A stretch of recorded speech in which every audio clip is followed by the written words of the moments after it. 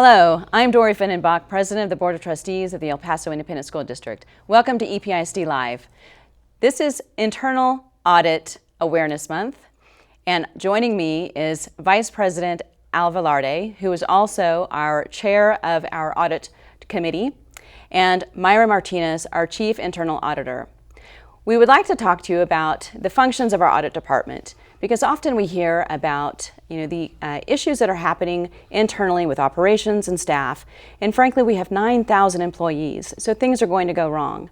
But sometimes people confuse errors with pending or looming or ongoing corruption.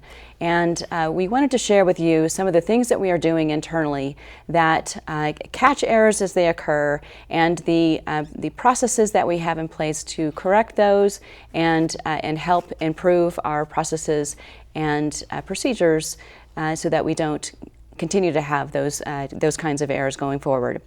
So let's start with just a discussion about the structure of our internal audit department. So maybe we can start with our audit committee chair. Just tell us about the department, how it's staffed, who they report to, and who does the hiring and firing for audit.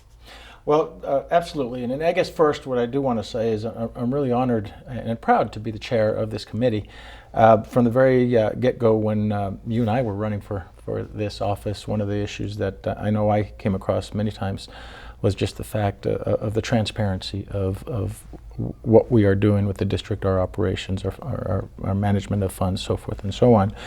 And so to have the opportunity to be asked to chair the audit committee, which is something I really do believe in, and it's very important in transparency, I absolutely said yes, because I think it's such an important role, especially during the times that when we got elected and when we were coming from some very difficult times with EPISD. So it's great to be in this capacity, and I've got to say that as far as the functions of the audit team, that we had, it's really to ensure that we're taking a look at all of the areas, the agencies, the district's operations, and to make sure that they're compliant with whatever law or regulation exists that governs the operation of that. Certainly there's a fiscal look to ensure that the dollars are being spent according to how they need to be spent.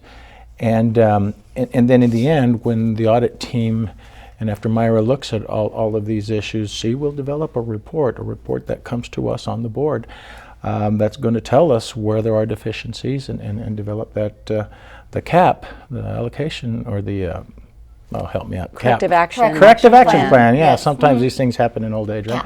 Yeah. And so I know it by CAP and corrective action plan, and we roll it out, and we make sure that our district and the different departments and the different functions that have been audited are going to correct those measures where we have found findings within the operations of those entities. We should mention that that Trustee Velarde is a former police detective with the El Paso Police Department, and so brings years of experience to, I think, your role in audit as well. I think it probably helps just a little bit. Yeah. It does. Definitely. So, Ms. Martinez, can you explain to us, just talk about auditors. Why do we need an audit department, and what do auditors do? Well, the internal audit department, it's an internal function, so we're actually district employees. And I like to say that because of our extensive knowledge of the district, we work in auditing or providing consulting services with so many different areas that we get to pick up a lot of the information that goes along. So we have this knowledge, extensive knowledge of the district operations, and I think that because of that, we truly can serve as trusted advisors. And our role really is, and you'll hear me say this today a lot, is risk. We look for risk. We're a risk-based function.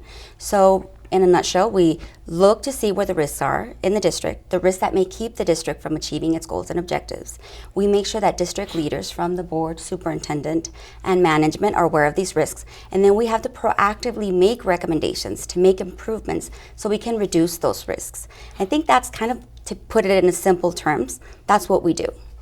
And why don't you talk a little bit about structure in terms of who hires you, who you report to, and audit department's not new to EPISD, but it has, the structure of it has changed. You want to just explain that a little bit? Yes, and actually that's really important because I think that's what makes us an effective internal audit department, the fact that we are organizationally independent. And what that means is that the chief internal auditor reports directly to the highest governing board of the organization, the Board of Trustees.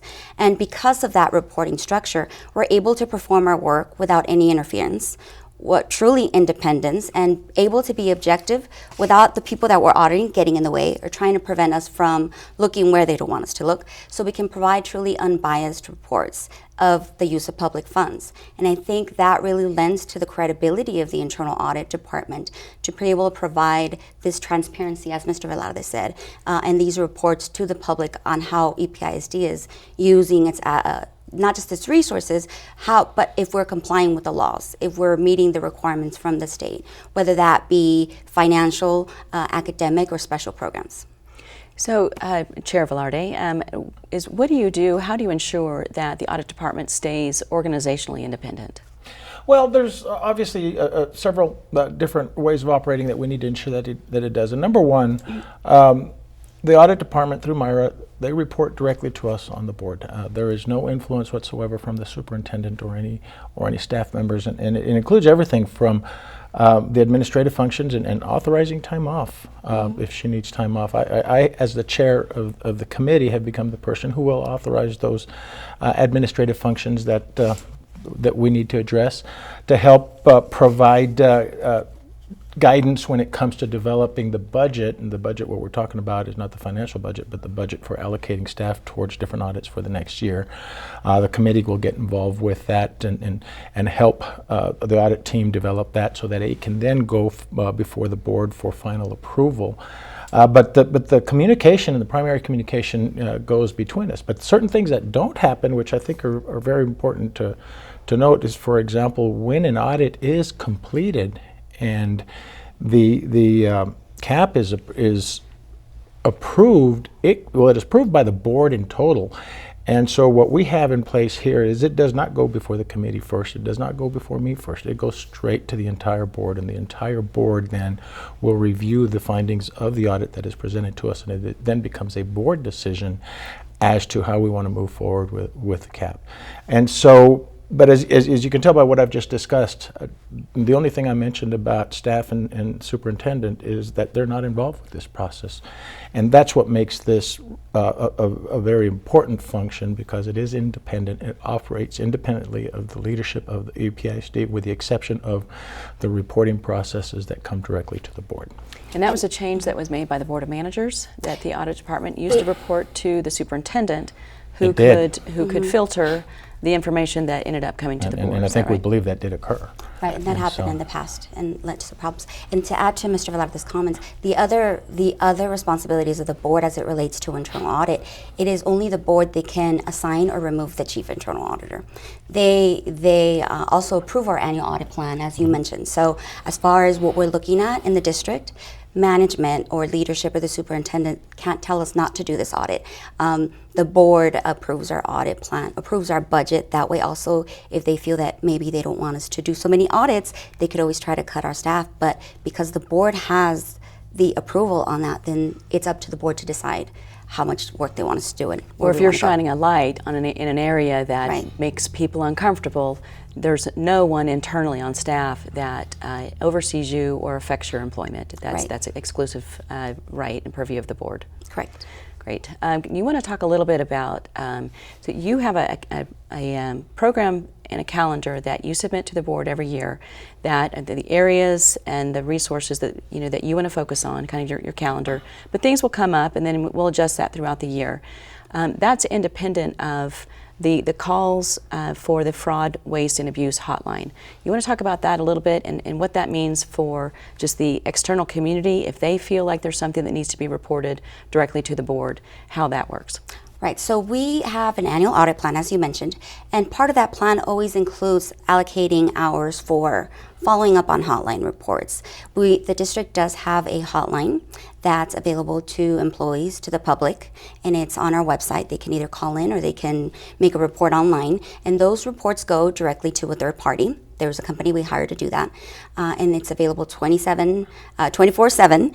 And once those reports are completed, whether it's online and they go to the company, then they come directly to the internal audit department. So we are the first people to see that. There's certain classifications, like if there's security issues, which the chief of police might be copied in on it, but it comes to us at the same time. At this point, we look at the reports and we vet them to see if there are any allegations of fraud or financial improprieties, and then internal audit would determine, is it something that we need to look into based on our preliminary analysis. If it's items that are personnel issues, then we try to recommend, post a message to the caller to try to address it through policy. But if there are times that those come in, so we would distribute those to management to address. However, we monitor the outcome all the way through. And on a monthly basis, we make reports to the board on the statistics on those reports and outcomes. Great. Now, could you address, I think, the trustees and I sometimes will get a response to a headline in the newspaper that says, it highlights some problems that we found within our system. And then, someone may feel like, we haven't rooted out the corruption within the district.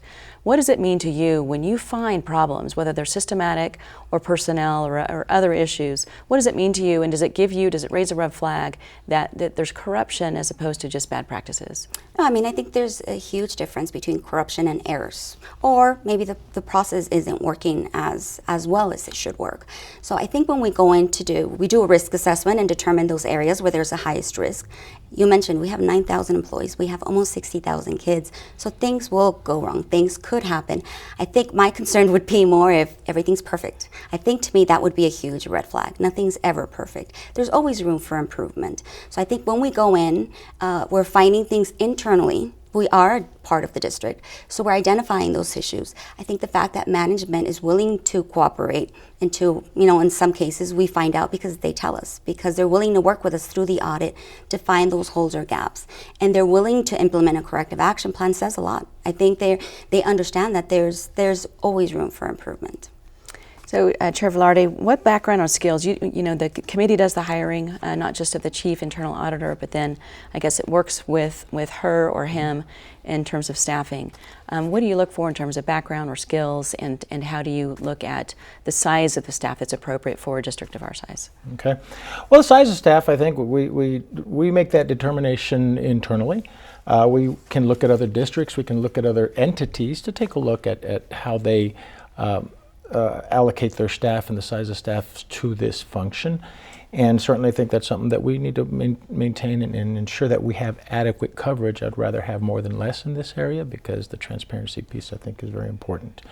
As far as the qualifications, in today's internal auditing game, it's more than accounting. It's, we're kind of used to hearing the audits when it comes to checking the books, and that's what it is. But misconception. It is because what we're regulating, what we're watching for and looking at is compliance within regulation across the board. And so in a school district, for example, there are many regulations that we must be compliant with the education codes that exist, with grants that we may receive, how we treat funding, so forth and so on. And so there's always a place to be looking at because within all those areas there's significant risks. So the person that we want to have in place, and I'm going to say just straight out of the gate, I think we have the absolute best at EPISD and Myra. She's every time I talk with Myra, she amazes me every time I have a conversation with her. And so we definitely are not hurting in the internal audit team here at EPISD. But we need to have somebody who, number one, can take in information from various different operations, different backgrounds, different competencies, because it's not about one competency, it's about multiple. And who can look at this information, understand it and articulate it, put it together. So it really takes in my opinion, a very sharp person to be able to take all of these different competencies and be able to grasp what is occurring within there. Beyond that, we need somebody who's going to be honest up front, beginning. Just out of the gate, this person has to convince me completely that they're going to be honest and they're going to believe in the work that they do and pursue the goals that they have in order to benefit the organization as a whole. Again, they have to have competency. They've got to be able to, the basic skills obviously.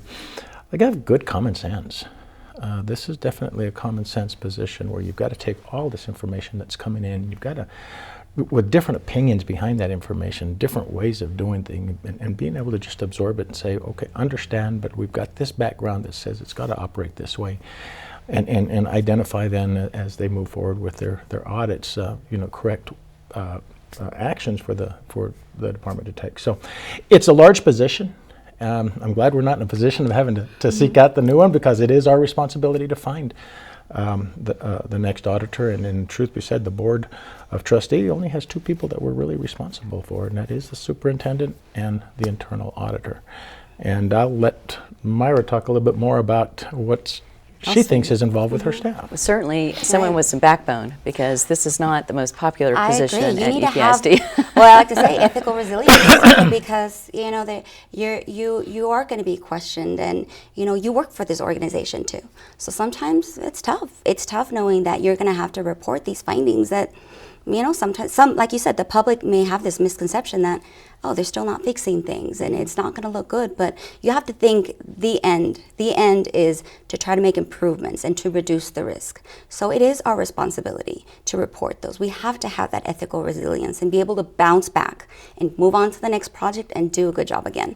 So I think that's very important. And those are characteristics you really can't teach individuals. I think that individuals have it, and then some just don't. Well, you certainly have it, and we certainly Thank appreciate you. it. Appreciate it. Have you seen a trend? When we were elected 2 years ago, and the Board of Trustees replaced the Board of Managers, public trust was still at very low levels, and we were committed to one of our most important priorities was to reestablishing and reconnecting with the community and improving the trust that they have in the district. We could measure that, I guess, in part by the number of call-ins that we have of people who are concerned about things that are happening within the district. And I think early on we heard very frequently that there was a culture of fear and intimidation, and people felt like they would be retaliated against if they came forward to report things that they felt were unlawful or unethical. How are you seeing that trend? Let's say just over the last 2 years. Well, I've noticed we're still getting reports. I mean, we're still getting, and they go down. Sometimes they come up 1 month and then they come back down. But I think what I've noticed is more people are willing to give their name, even in the hotline reports. We used to have over 90% that were anonymous. Now we're down to 85, which is about the average for a hotline. I think more people are willing to come forward. Even in our audits, more people are willing to speak to us.